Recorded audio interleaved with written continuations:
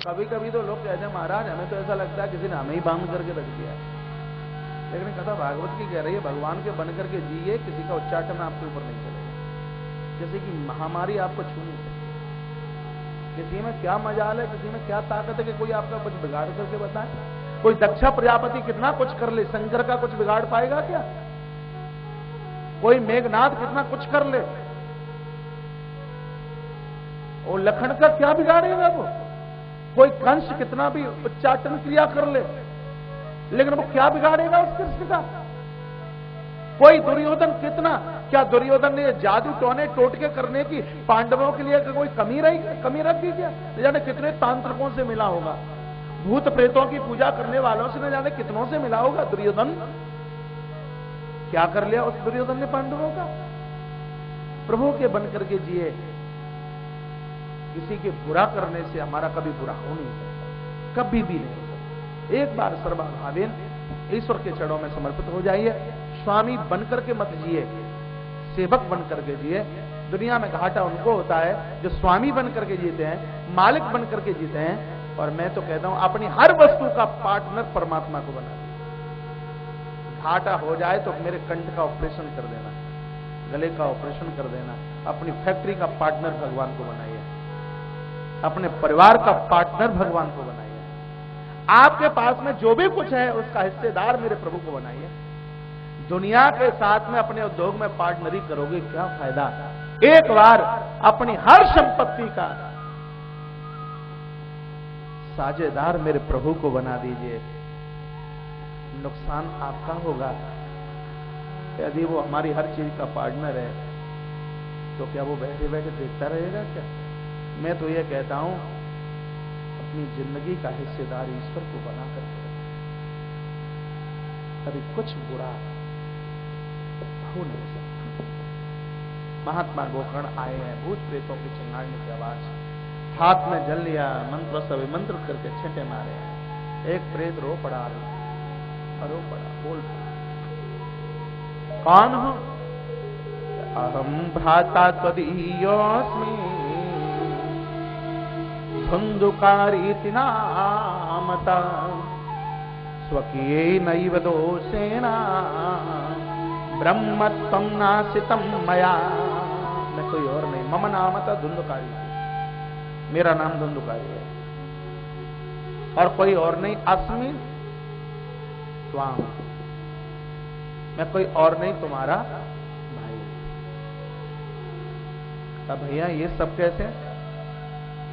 रो पड़ा धुंधुकारी और क्या कहता, मुझे किसी और ने नहीं मारा। स्वकीय नैव एवं स्वकीयम, अपने ही दोस्त के द्वारा मेरी मौत हुई है। और ये बात सही है, कभी कोई किसी को मारता नहीं, किसी के बांधने से हमारी बिजनेस नहीं बंदी है, किसी के कहने से हमारा बुरा नहीं हुआ। ये धुंधुकारी क्या बोल रहा है? स्वकीय नैव दोष है ना, अपने ही दोष से मेरे लिए ये हो गया। अब आपकी शरण में आया, आप कृपा कर दीजिए भैया, मैं बहुत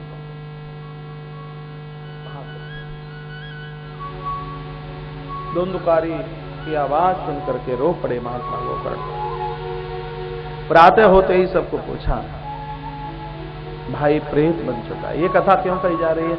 आप कितने भी ज्ञानी ध्यानी विद्वान हैं, फिर भी जिंदगी भर श्रोता बनकर जीवन का निर्माण कीजिए। बड़े वो नहीं है जो वक्ता हैं, बड़े वो हैं जो श्रोता हैं। सुनिए, शंकर बहुत बढ़िया कथावाचक हैं, तो भगवान शंकर बहुत बढ़िया श्रोता हैं, बहुत बढ़िया श्रोता। श्रुतुम हरति पापानि तथा आरोग्यम प्रेक्षति, दुर्गा सप्तशती का वाक्य।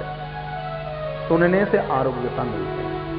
आज का प्रवचन यहीं से शुरू है, सुनने से, और उसको सुनने पर ही पूरा किया जाएगा। श्रुतुम हरति पापानि, सुनिए, सुनने से पाप क्षय हो। कथा बोल रही है। बड़ों को पूछा कि भाई प्रेत के रूप में उपाय, सब निवेदन कर दिया है। भगवान सूर्य प्रकट हुए हैं। भगवान भास्कर ने कहा श्रीमद् भागवतान मुक्ति सप्ताह वाचनम करो।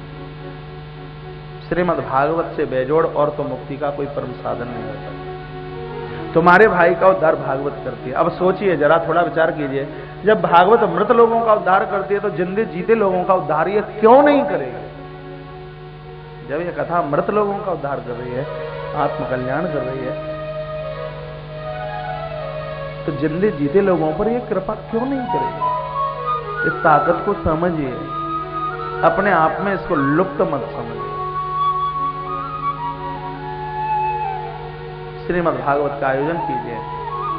श्रीमद् भागवत का आयोजन धुंधकारी के निमित्त, धुंधकारी को माध्यम बनाकर पूरी सृष्टि के लिए आयोजन किया गया। बड़े बड़े ऋषि और महर्षि चल करके आए इस कथा को सुनने के लिए, धुंधकारी भी चल के आया है। इसको एक स्थान दे दिया, 7 गांठ वाला बांस दे दिया, उसमें इसका आह्वान किया गया। 7 दिन तक कथा चली। सप्त ग्रंथि विभेदनम, 7 गांठों का भेदन हुआ। दीप चमचमाता हुआ पुरुष सामने चल के आया है। गोकर्ण ने पूछा कौन हो? इसने कहा धन्य भागवती वार्ता प्रेत पीड़ा विनाशिनी। ये तो श्रीमद् भागवत की कृपा है, आज मेरी प्रेत पीड़ा का हरण हुआ है। आकाश से जय जयकारे और तालियों के गनगनाहट होने लगी है। कब जब एक सुंदर विमान चल के आ गया है धुंधकारी के लिए। आप फल भी दोत्र संस्था, फल में भेद कैसे? कथा सबने सुनी, सबने सुनी, ताली बजा करके चले गए। इसने सुना भी और बाद में मनन भी किया। कम सुनिए लेकिन सुनने के बाद में उसका मनन कीजिए। श्रोता के 3 सूत्र हैं, वो लिख लीजिए, जिसके अंदर ये 3 चीजें हैं, वो परिपक्व श्रोता है। श्रवण, कीर्तन और स्मरण, ये 3 है। ये 3 पहलू है श्रोता के, बढ़िया श्रोता के। श्रवण, कीर्तन और स्मरण। पहले यहां पांडाल में सुनिए और फिर घर जाकर के आप सुनाइए। फिर जब रात्रि को बिस्तर पर पहुंच जाए तो उसको स्मरण कीजिए, महाराज ने बात क्यों कही, ऐसे क्या सीखने के लिए मिला है। घर के लोग यहां नहीं है तो टेलीफोन पर जाकर के सुनाना। वैसे खूब गप्पे लगाते रहते हो तो ये भी बताइए, कलश यात्रा ऐसे निकली, कथा ऐसे सुन रहे हैं हम, अरे ऐसे रहे हैं, बिहारी जी का दर्शन ऐसे कर रहे हैं, परिक्रमा ऐसे लगाए। परिक्रमा भी उस समय लगाइए कथा में कटौती ना हो। दर्शन उस समय में कीजिए कहीं कथा में कटौती ना हो। जब आप चले अपनी अपनी जगह से, लोगों ने पूछा कहां जा रहे हो, तो आपने क्या कहा? श्री राम वृंदावन। क्यों जा रहे हो? कथा सुनने के लिए जा रहे हैं। क्यों जा रहे हो? कथा सुनने के लिए। यहां आकर के फिर कमरों में पड़े रहे, कथा ना सुने तो बेईमानी नहीं होगी तो क्या होगा? क्या कहा जाएगा उसको? इतना आलस, इतना प्रमाद, खा के ध्वंस हो गए। कल की कलश यात्रा में पूरे वृंदावन में कहीं पांव रखने के लिए जगह नहीं थी। आपको पता है इतनी भीड़ थी, इतनी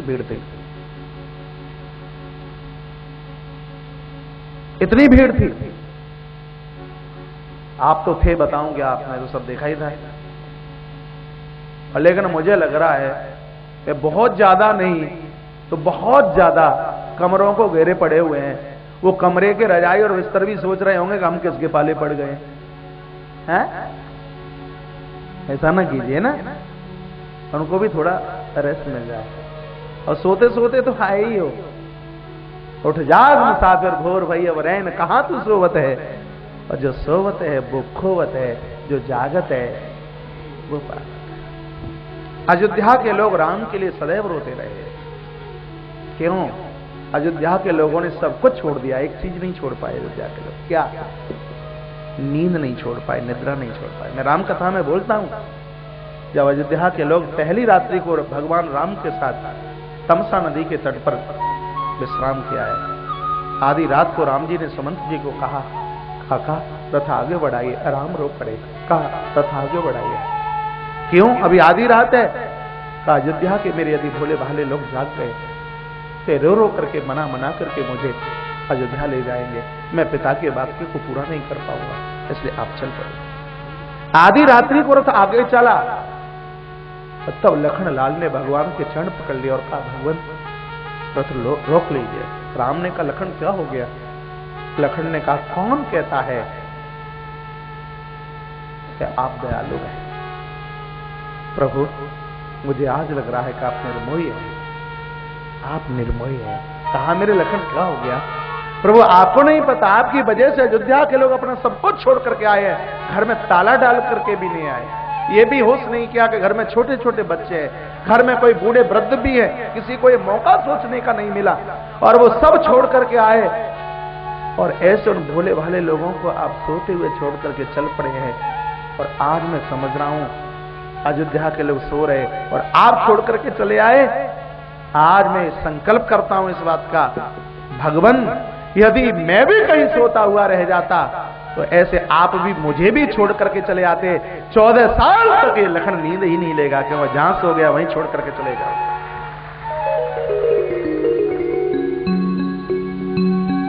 साधु कौन है जिसने 2 चीज जीती है? साधु की परिभाषा है नींद और निंदा, तो साधु है। कहीं पत्रकार लोग मुझे पूछ रहे थे साधु की परिभाषा, मैंने कहा जिंदगी भर बोलता रहूं तो मेरी बात पूरी ना हो संत के ऊपर। जिसका जीवन दूसरों के लिए है साधु है, जिसने नींद और निंदा को जीता है वो साधु है। जो 24 घंटे सावधान रहता है वो साधु है, वो परिपक्व फकीर है। 24 घंटे जो सावधान रहता है, चौकन्ना रहता है, वो ग्रस्त में रह करके भी एक परम साधु है, परम साधु। कोई लूट न ले जाए, कोई ठग न ले जाए, सदैव सावधान, सदैव सावधान, सदैव सावधान। हर चौराहे पर कंस और शिशुपालों की कमी नहीं है, बुरा ना मानना। हर चौराहे पर शूर्पणखा की कोई कमी नहीं है, हर चौराहे पर कंस और शिशुपाल की कोई कमी नहीं है। सदैव सतर्क रहिए, सदैव सावधान रहिए। फिर हम फकीर रहे, फिर हम संत। बोलिए सद्गुरुदेव भगवान की जय। जय जय श्री राम, जय जय श्री राधे, जय जय श्री राधे श्याम।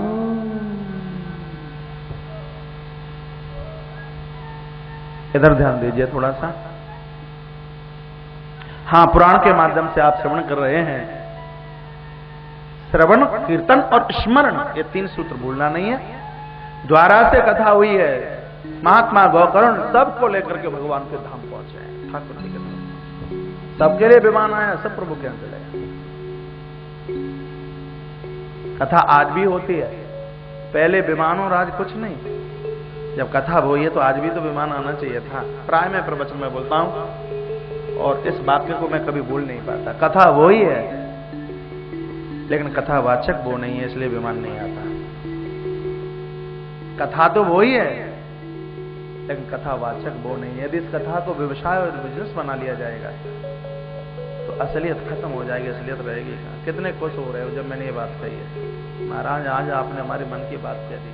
लेकिन बात ये भी तो, कथा कराने वाले भी वो कहां रहे? कथावाचक सुखदेव जैसा नहीं तो कथा आयोजक भी तो परीक्षित जैसा है। कथा भी तो नाम के लिए कराई जाती है। कहां की कथा थी, मैं आयोजक का नाम लेना भूल गया, लड़ पड़ा भाई मुझसे, गुरुजी मैं कल पूजा में नहीं बैठूंगा। क्या हो गया? व्यास गादी से आज आपने हमारा नाम नहीं लिया है। मैंने कहा पूरे पुरखों की लिस्ट मुझे पकड़ा जाना, कथा कम कहूंगा और तेरे खानदान का ही नाम लेता रहूंगा व्यास गादी से। कथा नाम के लिए नहीं, ये कथा तो श्रोताओं के सम्मान के लिए है। ये तो कथा मेरे प्रभु के मान के लिए, मेरे परमात्मा का गौरव है, अपने नाम के लिए। ये कथा नहीं, नाम नहीं, काम नाम। इसलिए भी विमान नहीं आता सर। कथा कराने वाला भी परीक्षित और कथा कहने वाला भी सुखदेव की तरह है। उस समय का तो विमान नहीं मैंने देखा, लेकिन आज गारंटी के साथ कह सकता हूं मेरे और आपके मध्य में एक मुक्ति का विमान साकार भाव से आकर के प्रकट हो जाएगा, प्रकट हो जाएगा, प्रकट हो जाएगा। वक्ता के लक्षणों का वर्णन किया तो श्रोता के लक्षणों का भी तो वर्णन है। श्रोता कौन है जानते हैं आप? श्रोता कौन है? जो सस्ता नहीं है, जो पांडाल में सोता नहीं है। खैर वो तो बढ़िया ही श्रोता है, वो बहुत बढ़िया है जो पांडाल में आके सोता नहीं है, जिसकी झपकी नहीं लगती, जिसको कभी नींद आती नहीं, बहुत बढ़िया श्रोता है। लेकिन जो अपने आप में सस्ता नहीं है, अनमोल है, अनमोल जिसका कोई मोल नहीं है, अपने आप में अनमोल है, वो श्रोता है, वो श्रोता है। तो फिर वक्ता कौन है? आप तो नीचे से बोल दोगे जो ज्यादा बक बक करे, बस पूरे दिन चिल्लाता रहे, बस बकता रहे, वो वक्ता है। मेरा मन इस बात की गवाही नहीं देता। मेरा मन तो सदैव यही बोलता है, जो दूसरों की संपत्ति के ऊपर कभी बिकता नहीं है वो वक्ता है। किसी की संपत्ति ने उसको घायल नहीं किया, वो वक्ता है। ऐसा वक्ता आए और ऐसा श्रोता आए। हर क्षण हर पल उसके लिए वृंदावन है, हर क्षण और हर पल उसके लिए अयोध्या, और हर क्षण और हर पल उसके लिए धाम चित्रकूट।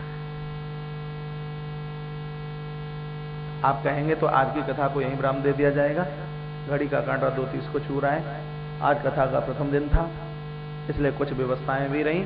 उसकी वजह से भी कथा को आरंभ होने में थोड़ी विलंबता आ रही है, और उसमें पूरी भूमिका आपकी भी इसलिए रही क्योंकि 10 बजे तो आप सब भंडार कक्ष में थे, भोजन व्यवस्था में, उसको थोड़ा पहले निपटाइए।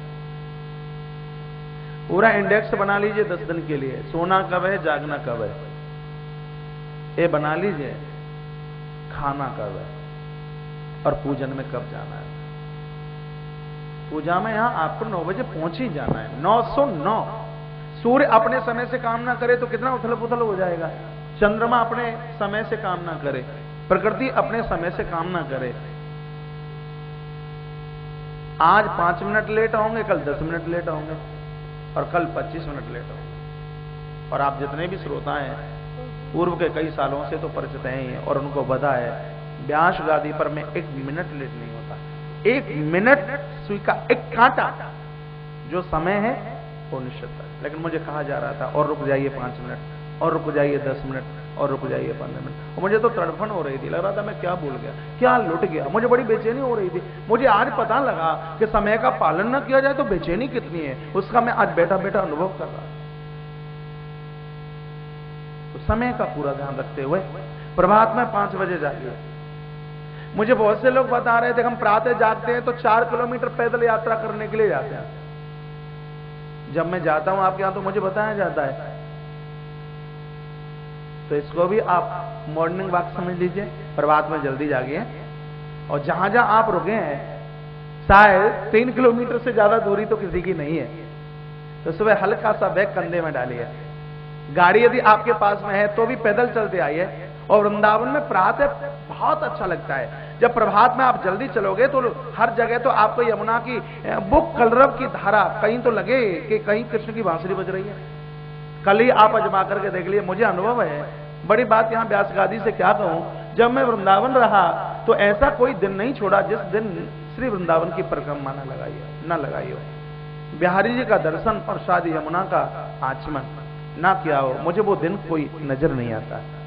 श्रीधाम वृंदावन की माटी में यदि एक रात भी वास किया है, यदि मुझे प्रातः 5 बजे कहीं बाहर जाना है तो 3 बजे जग करके पहले वृंदावन की फेरी लगाइए। तो सिर्फ वृंदावन के प्रभात का आनंद मैं समझता हूं। ये कहीं से कोई सुनी सुनाई बात नहीं कह रहा, कि मैं अनुभव की बात कह रहा हूं। जैसे मान लिया जाए कोई इस्कॉन मंदिर की तरफ रुके हुए है, उधर अखंड चित्रकूट धाम तक शब का बसेरा है। प्रातः इधर से आप मत आइए, उधर से यमुना के किनारे किनारे आइए और इधर से अटल्ला चुंगी होकर के जाइए, तो दिन की पूरी परिक्रमा तो तुम्हारी अपने आप ही लग गई है। वहां पर गाड़ी घोड़ों का इंतजार क्यों कर रहे हैं, क्यों प्रतीक्षा कर रहे हैं। प्रभात में जल्दी। हमें पूछा जा रहा था क्या सुंदरकांड ही नहीं हुआ। अब तुम यहां होते तब तो सुंदरकांड होता। ब्राह्मण भूदेवताओं का समय 6 बजे से लेकर के 9 बजे तक पाठ का समय है। उसके बाद में कथा के संग संग है 10 में 7 में तो मौन भाव से श्री ओरी हनुमान जी महाराज के मंदिर में पाठ किया गया था। जो आए थे उनको पता है, जब आए ही नहीं तो फिर पता कहां से लगता। तो प्रभात में 4:30 बजे यहां पहुंच जाइए, 5 बजे पहुंच जाइए। 5 बजे नहीं तो 6 बजे तो पहुंच जाइए। बाबा 6 बजे नहीं पहुंच सकते तो 6:30 तो पहुंच जाइए। 6:30 बजे नहीं पहुंच पाते हो तो लास्ट में 7 बजे तो पहुंच जाइए। और फिर अपनी सब व्यवस्थाएं देखते हुए, हर कार्ड के ऊपर सस्वर पाठ लिखा हुआ है, हर कार्ड के ऊपर। और मुझे पूछा जा रहा था महाराज सस्वर पाठ क्या होता है। श्लोकों का उच्चारण करते हुए सस्वर पाठ। ये जितने भी भूमंडल दिखाई दे रहा है, ये ब्राह्मण देवता, इनकी नाड़ी नाड़ी में भागवत के श्लोक भरे पड़े हैं। इनका एक क्षण का दर्शन जिंदगी का कल्याण कर देगा। ब्रह्म साधना का पालन करते हुए ये अपने न जाने कितनी दूरी को छोड़कर सीधा वृंदावन की माटी में एक योगी से बहुत बड़ी योग्यता इनकी है।